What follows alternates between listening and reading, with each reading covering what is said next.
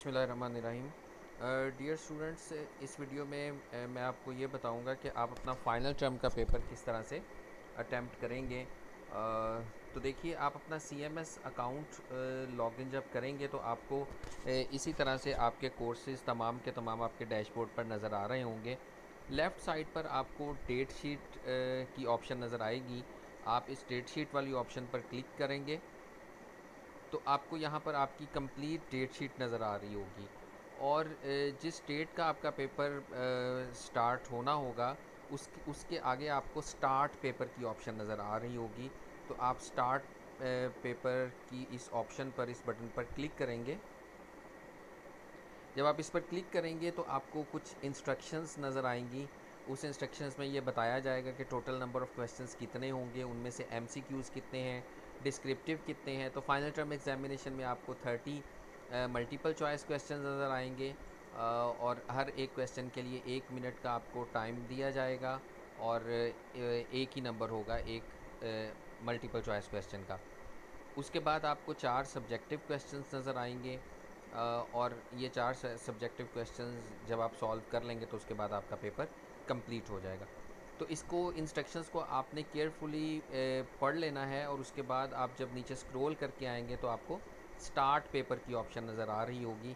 तो आप जैसे ही इस स्टार्ट पेपर की ऑप्शन को क्लिक करेंगे आपका पेपर का टाइम स्टार्ट हो जाएगा और आपको पहला क्वेश्चन नज़र आ जाएगा। मैंने स्टार्ट पेपर को क्लिक किया तो ये पहला MCQ सवाल मेरे पास स्क्रीन पर आ गया है।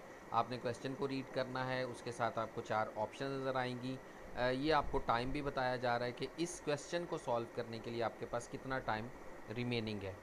तो क्योंकि मैंने जैसे पहले बताया आपको कि MCQ के लिए, हर MCQ के लिए आपको 1 मिनट मिलेगा, तो आपने इसको 1 मिनट से पहले अटैम्प्ट कर लेना है। जब आप अटैम्प्ट कर लेंगे तो उसके बाद आपने नेक्स्ट क्वेश्चन के बटन को दबाना है। अब ये आपसे एक कंफर्मेशन मैसेज पूछेगा कि वाकई ही are you sure to move on the next question. तो आप ओके को जैसे ही प्रेस करेंगे उसके बाद आप नेक्स्ट क्वेश्चन पर मूव कर जाएंगे। तो इस तरह से आप अपने MCQ क्वेश्चंस को सिलेक्ट करते जाइएगा, करेक्ट ऑप्शन को जो आपको करेक्ट लग रही है, और नेक्स्ट क्वेश्चन पर क्लिक करने के बाद आपको एक कंफर्मेशन मैसेज आता रहेगा। उस कंफर्मेशन मैसेज को आप ओके प्रेस करेंगे तो आपको नेक्स्ट मल्टीपल चॉइस क्वेश्चन नज़र आना शुरू हो जाएगा। तो इस तरह से आप सारे 30 के 30 मल्टीपल चॉइस क्वेश्चन जो हैं उनको सॉल्व कर लेंगे। ये मैं इनको मल्टीपल चॉइस क्वेश्चंस को अटेम्प्ट कर रहा हूँ। तो इसके बाद जो आपके पास ऑप्शंस आ जाएंगी वो आपके पास बाकी जो 4 डिस्क्रिप्टिव क्वेश्चंस आपने सॉल्व करने हैं उनके लिए आपको ऑप्शन आ जाएगी। अब ये जो टाइमर चल रहा है, अगर आप इस टाइमर के ख़त्म होने तक कोई भी ऑप्शन सेलेक्ट नहीं करते हैं तो ऑटोमेटिकली ये आपका जो क्वेश्चन है वो ख़त्म हो जाएगा और नेक्स्ट क्वेश्चन आपको स्क्रीन के ऊपर नज़र आ जाएगा। तो ये आपका फिर नॉट अटैम्प्टेड में नज़र आ रहा होगा कि आपने इस क्वेश्चन को अटैम्प्ट नहीं किया। तो आपने इस चीज़ का ख्याल रखना है कि 1 मिनट का टाइम ख़त्म होने से पहले पहले आप अपनी ऑप्शन को सिलेक्ट करके नेक्स्ट क्वेश्चन के बटन को क्लिक कर दें। अगर आप ये नहीं करते हैं, क्वेश्चन की किसी ऑप्शन को, सही ऑप्शन को सिलेक्ट नहीं करते हैं, तो फिर उसके नतीजे में होगा ये कि वो आपका क्वेश्चन अटैम्प्टेड में शुमार नहीं किया जाएगा।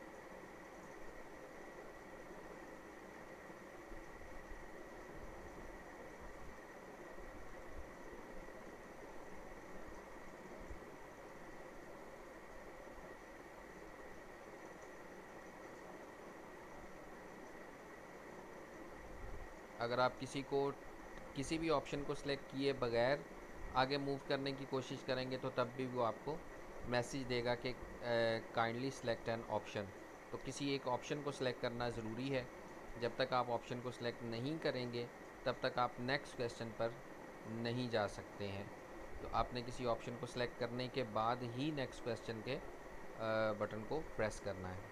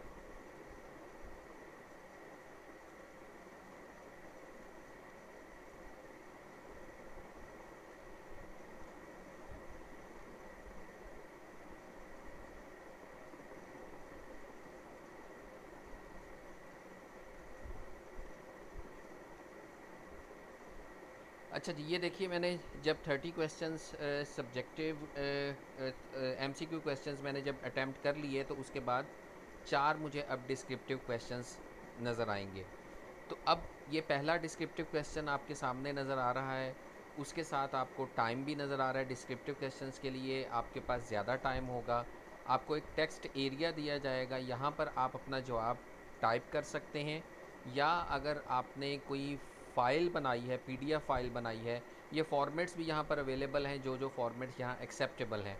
तो अगर आपने मल्टीपल पेजेस पर आपका जवाब है, तो आप उसको पीडीएफ में कन्वर्ट करें, और पीडीएफ में कन्वर्ट करके वो फ़ाइल यहाँ से आप चूज़ फ़ाइल को क्लिक करके आप वो पर्टिकुलर फ़ाइल जो भी अटैच करना चाहते हैं, वो फ़ाइल पीडीएफ फाइल इसके साथ अटैच कर दें। इसके अलावा इसके साथ आप इमेज फाइल्स भी अटैच कर सकते हैं, लेकिन वो इमेज फाइल एक ही होगी, सिंगल होगी। लेकिन अगर आपका जो जवाब है वो मल्टीपल पेजेस पर है, और आप उन मल्टीपल पेजेस को इकट्ठा करके एक पीडीएफ फाइल आपने बना दिया, तो आप एक पीडीएफ फाइल यहाँ पर अटैच कर सकते हैं। सो यहाँ आपको सिर्फ एक ही फाइल अटैच करने की ऑप्शन मिलेगी। सो वो आपने यहाँ पर अटैच कर देनी है, और अगर आप यहाँ टेक्स्ट एरिया में अपना जवाब टाइप करके देना चाहते हैं, तो आप वो टाइप करके भी अपना जवाब दे सकते हैं। तो जब आप ये आंसर अपना कंप्लीट कर लेंगे, या ड्यूरिंग जब आप ये टाइपिंग कर रहे हैं, तो तब भी आप इसको साथ साथ सेव भी कर सकते हैं। तो सेव आंसर के बटन को जब आप क्लिक करेंगे, तो ये आंसर आपका सेव हो जाएगा, और आपको मैसेज भी आ जाएगा, योर आंसर सेव्ड सक्सेसफुली। अगर आप इसमें सेव करने के बाद कोई चेंजेस मज़ीद करना चाहते हैं, तो आप वो चेंजेस भी कर सकते हैं।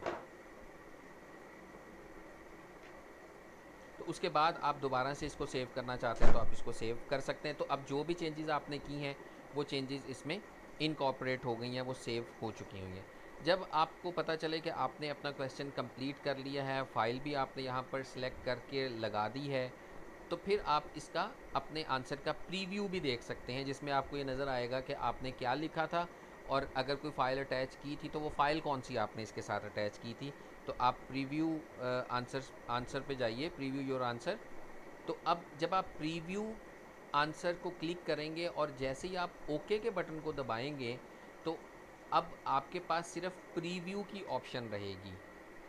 आपका क्वेश्चन जो है वो अपलोड हो जाएगा। तो आपने जैसे ही मैंने देखें कि मैंने क्लिक किया इसको, तो वो जो भी मैंने टाइप किया था, वो मुझे टाइप किया हुआ भी नज़र आ रहा है। और अगर मैं इस अटैचमेंट पर क्लिक करता हूँ, तो मुझे जो भी फ़ाइल मैंने अटैच की थी, वो अटैचमेंट भी मेरे सामने आ जाएगी, जो इस चीज़ की कंफर्मेशन होगी आपके लिए कि आपकी जो फ़ाइल है वो अटैच हो चुकी हुई है, और वो सर्वर पे स्टोर हो चुकी हुई है। तो ये प्रीव्यू करने के लिए आपको 5 मिनट का टाइम दिया जाएगा। इसके बाद आप नेक्स्ट क्वेश्चन के बटन पर क्लिक करेंगे, तो आपको नेक्स्ट डिस्क्रिप्टिव क्वेश्चन स्क्रीन पर शो हो जाएगा। उस डिस्क्रिप्टिव क्वेश्चन का भी आप उसी तरह से यहाँ पर आंसर देंगे, जो भी आप आंसर देना चाहते हैं। अगर आप उसके साथ कोई फ़ाइल अटैच करना चाहते हैं, तो वो फ़ाइल आप यहाँ पर अटैच करेंगे, और सेम उसी तरह से जैसे मैंने अभी आपको ब्रीफ कर दिया कि आप अपने आंसर को टाइम टू टाइम सेव भी करते चले जाएं, और जब आप समझते हैं कि वो कंप्लीट हो चुका हुआ है, तो फिर आप प्रीव्यू योर आंसर पर क्लिक करेंगे, जिसके नतीजे में आपको उसका एक प्रीव्यू भी मिल जाएगा। अगर कोई अटैचमेंट होगी, तो अटैचमेंट की ऑप्शन भी आ जाएगी, और आप नेक्स्ट क्वेश्चन पर मूव करके जा सकते हैं। इसी तरह से सेम जैसे मैंने आपको ये प्रोसीजर बताया, इसी को आप इस्तेमाल करेंगे for all your descriptive questions. तो तीनों सवालों में आपको यही ऑप्शंस नज़र आएंगी। आपके पास टेक्स्ट एडिटर होगा, उसमें आप टाइप कर सकते हैं, फ़ाइल अटैच कर सकते हैं। कौन कौन सी टाइप ऑफ फाइल्स आप अटैच कर सकते हैं, वो फॉर्मेट आपको यहाँ नीचे दिया गया है।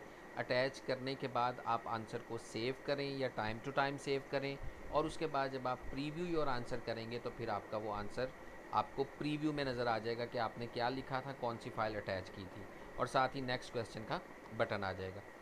सो ये लास्ट क्वेश्चन है। इस लास्ट क्वेश्चन में भी उसी तरह से मैंने कहा, अगर मैंने कुछ लिखा,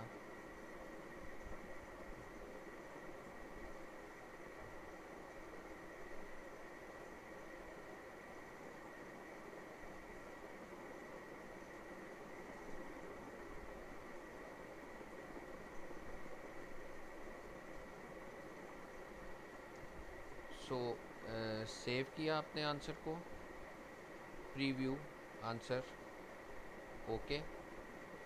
नाउ अब ये क्योंकि लास्ट क्वेश्चन था तो अब नेक्स्ट क्वेश्चन की ऑप्शन नहीं आ रही, अब यहाँ पर सेव क्वेश्चन की ऑप्शन आ रही है। आप इसको क्लिक करेंगे, जैसे ही आप इसको क्लिक करेंगे तो आपका पेपर जो है वो कम्प्लीटली अटैम्प्ट हो चुका होगा।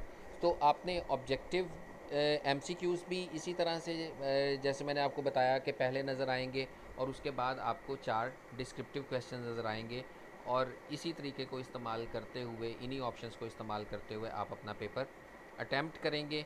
और अटैम्प्ट जब आप इसको कंप्लीट कर लेंगे तो फिर आप इसको सबमिट कर देंगे और आपका पेपर सबमिट हो चुका होगा। Thank you very much. Allah हाफ़िज़।